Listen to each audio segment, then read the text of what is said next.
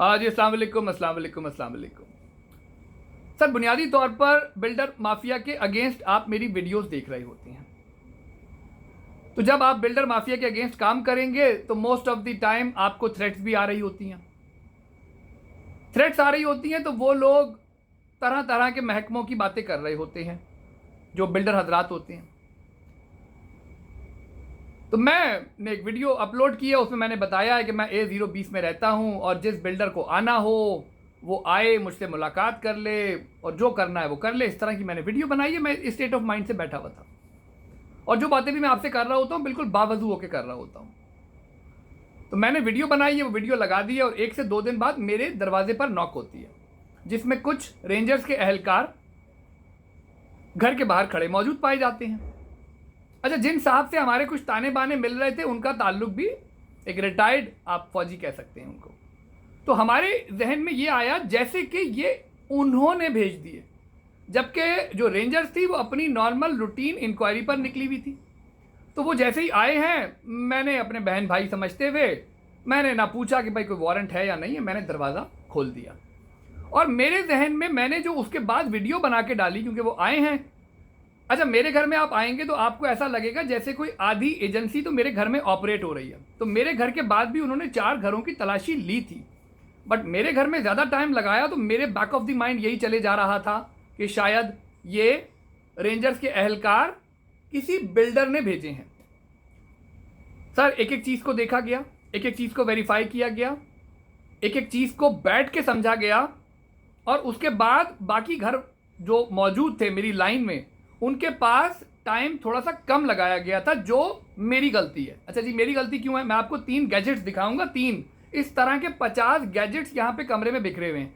तो कोई भी इंसान जब मेरे कमरे में आता है तो उसको ऐसा लगता है कि भाई ये जो डिवाइसेस यहाँ पड़ी हुई हैं, तो मतलब ये कौन इंसान है। उनकी नॉर्मल रूटीन थी, उन्होंने थोड़ा सा ज़्यादा टाइम लगाया और बहुत ही प्रोफेशनली, क्योंकि मैं एयरपोर्ट के इलाके में रहता हूँ, तो बहुत ही प्रोफेशनली बिहेव किया। कहीं से भी जिंदगी में याद कर लें, रेंजर्स का कोई ताल्लुक, पाक फौज का कोई ताल्लुक ना, वो किसी बिल्डर के कहने पर कोई काम कर सकते हैं, ना किया गया, ना फ्यूचर में कभी आप ऐसा सोच सकते हैं।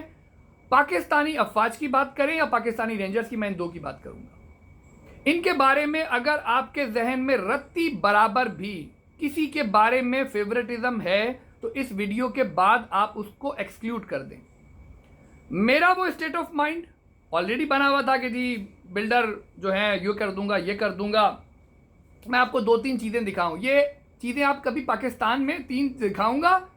3 चीज़ें पाकिस्तान में मुझे कोई लाकर दे दे, मुझसे लाख रुपए ले ले। तो मेरे पास आकर उनकी कंफ्यूजन बजा थी कि उन्होंने टाइम, ये सोनिम XP8 है, कन्वर्टेबल इनटू वायरलेस।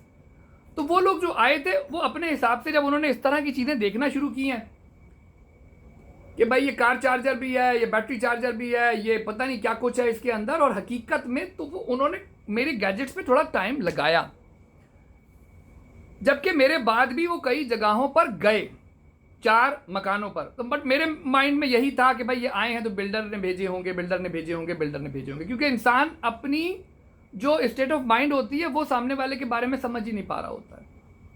सर, आज मैं ये बात बड़े वसूख से कह सकता हूं और ये आप तमाम लोगों को बताई जा रही है बात। ये बात आप आज की तारीख की जो रेंजर्स है, वो पाकिस्तानी रेंजर्स आप कहें या पाकिस्तानी फौज कहें, वो एक ही बात है। ये बात आप अपने जहन से निकाल दें कि पाकिस्तानी अफवाज को कोई प्राइवेट इदारा, कोई प्राइवेट शख्स अपने मफादात के लिए इस्तेमाल कर सकता है। ये हमारे बहन भाई हैं, उस वीडियो में भी जिक्र किया कि भाई मेरे तो बहन भाई हैं, तो मैंने तो फौरन दरवाज़ा खोल दिया, मैंने नहीं पूछा कि आपके पास वारंट है या नहीं है। और वो मेरे बहन भाई आए हैं, उन्होंने प्रोफेशनली कहें या एक पाकिस्तानी मुसलमान के साथ जैसे बिहेव करना चाहिए, मोहब्बत से, प्यार से, बहुत प्यार से उन्होंने बिहेव किया। उन्होंने अपनी रूटीन फॉलो की। हाँ, ये एक चीज़ जो मेरे स्टेट ऑफ माइंड में थी कि भाई मेरे घर 244 फ्लैट्स थे, वो पहला घर उन्होंने मेरे घर से शुरू किया, जबकि मेरा घर कोई 4-5वें नंबर पे था। वो उनकी एक रैंडम सिलेक्शन थी, उन्होंने वो रैंडम सिलेक्शन की। उसके बाद 4 घर उन्होंने और स्कैन किए, मेरी ही लाइन में 3 से 4 घर उन्होंने स्कैन किए। वह टाइम थोड़ा सा कम लगा, मेरे पास टाइम 20-25 मिनट लगे, जिसकी बुनियादी वजह कि मेरे पास गैजेट्स का अंबार है। तो किसी को भी आके ऐसा लग सकता है कि भाई ये एजेंट है कोई, मतलब कहने का किसी गैर मुल्क का। बट मैंने उन्हें कहा भी कि सर आपके साथ चलते हैं, बट वो बिल्कुल एक नॉर्मल रूटीन पे थे, उनकी एक रूटीन इंक्वायरी थी। एयरपोर्ट के इलाके में मैं रहता हूँ। बुनियादी तौर पे आपको आज बता दूं कि पाकिस्तानी फ़ौज का, पाकिस्तानी रेंजर्स का, बाकी महकमों की बात नहीं कर रहे हम, इनका कोई भी ताल्लुक किसी बिल्डर माफिया से ना था, ना है, ना फ्यूचर में हो सकता है। तो ये बात तो जहन से आप लोग निकाल दें। तब भी किसी को कभी कोई प्रॉब्लम फेस करने का मौका मिले, रेंजर्स के विंग मौजूद होते हैं। ये मेरी गलतियों में से एक है। मैंने 1101 उस वक्त डायल किया, वो नहीं मिला। मैंने एक ईमेल चलाई और उजलत में एक वीडियो बना दी, जबकि उस वक्त मुझे करीब तरीन विंग में जाकर अपनी शिकायत रजिस्टर्ड करवानी चाहिए थी।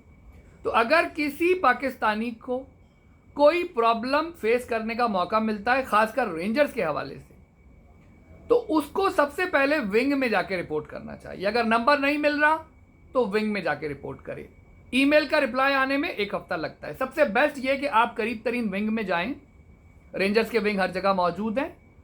और आप यकीन जानें, जैसे दुश्मनों के जो एक तैयारा आया था उन तक को कितनी मोहब्बत दी गई तो मैं तो बयान नहीं कर सकता।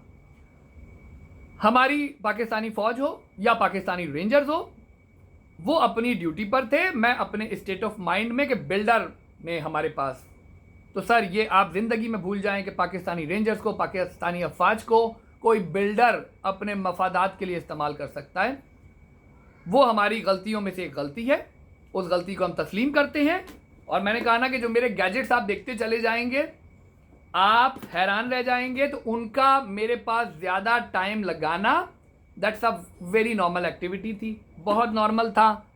तो मैं उसके ऊपर इतना ही कहूँगा कि हमारी वो मिस्टेक है, हमारी वो गलती है जिसको हम तस्लीम करते हैं।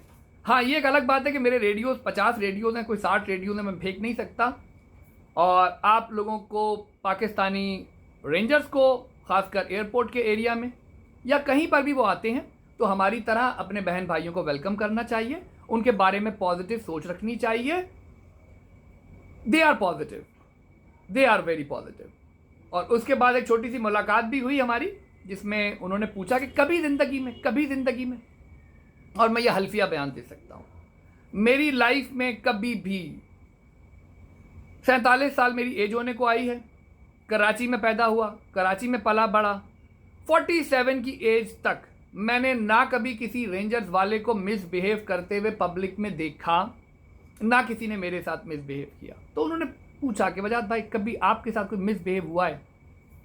तब आपने ये इस तरह की वीडियो बना के डाली, तो माफ़ी तो मांगनी चाहिए। गलती तो हुई है कि जब आपके साथ जो लोग आए उन्होंने भी कोई मिसबिहेव नहीं किया, कभी रोड पे आपने मिसबिहेव होते हुए नहीं देखा।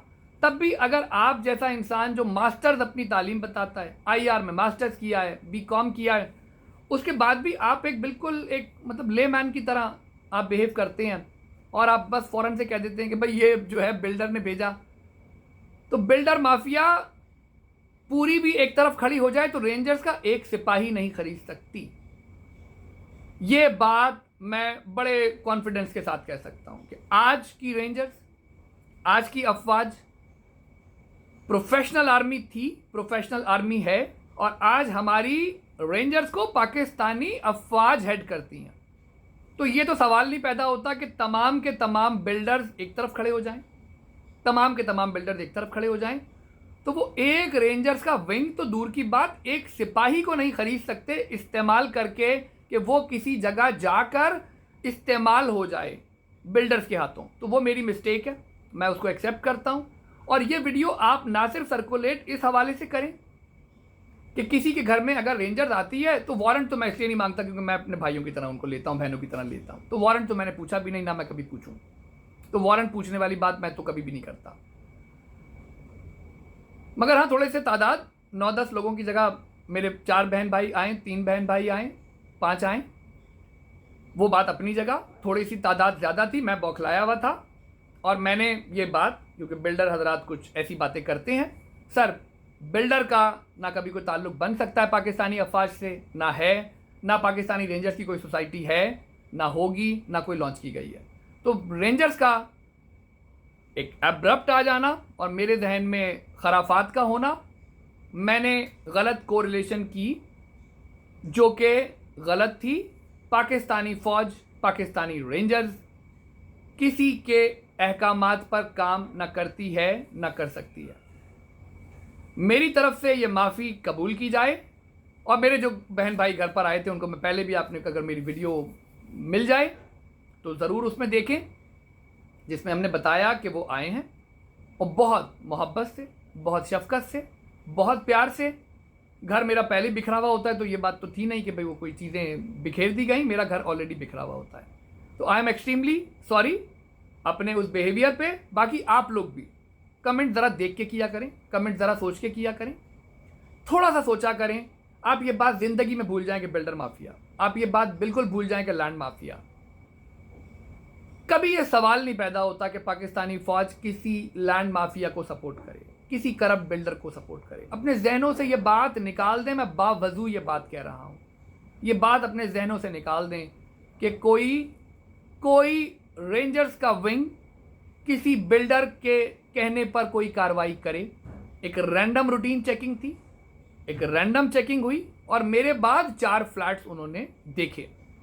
और मेरे यहाँ टाइम लगने की वजह बता दिया कि आधी से ज़्यादा एजेंसी के जो गैजेट्स होते हैं या वो देखने में लगते हैं वो मौजूद होते हैं। फिर मेरे वो रेडियोज़ आप लोग देखेंगे, आप भी घूम जाएंगे। और मैं वहाँ से घूमा कि जब मुझे बिल्डर हजरात की तरफ से कुछ थ्रेट्स थी, मैंने वो गलत कोरिलेशन की। पाकिस्तानी आर्मी है तो आप हैं, मैं हूँ, और हम सब ने इंडिया वॉर के दौरान ये बात साबित की कि हम अपनी अफवाज के शाना बशाना खड़े थे, खड़े हैं, खड़े रहेंगे। और Pakistan rangers is equivalent to Pakistan army.